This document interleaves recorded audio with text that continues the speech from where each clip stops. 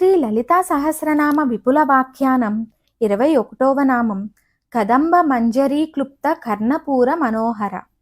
అమ్మ చెవిపై భాగమున కదంబ పుష్పగుచ్చమును ధరించుటచే మనోహరయ్యై ఒప్పుచున్నది అని భావము.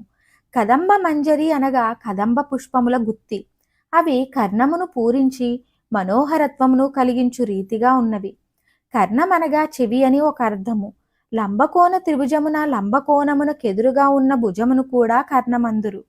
కర్ణము మీది చతురస్రము మిగిలిన రెండు భుజముల మీది చతురస్రములతో సమానమని పైథాగరస్ అను ఋషి తెలిపినట్లుగా మనం భావింతుము. కానీ ఈ సిద్ధాంతము వేదకాలము నాటిదే. లంబకోణ త్రిభుజమునందలి నిలువు భుజము అయ్యవారగును లేక పురుషునిగను, అడ్డము భుజము అమ్మవారిగను లేక మూల ప్రకృతిగను.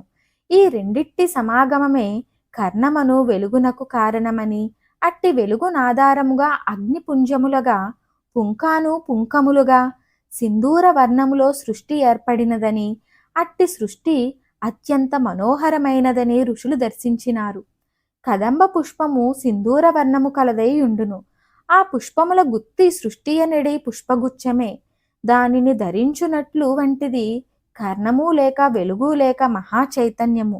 సృష్టి మనోహరత్వమును గూర్చి వేదములే వర్ణింపలేకపోయినవి.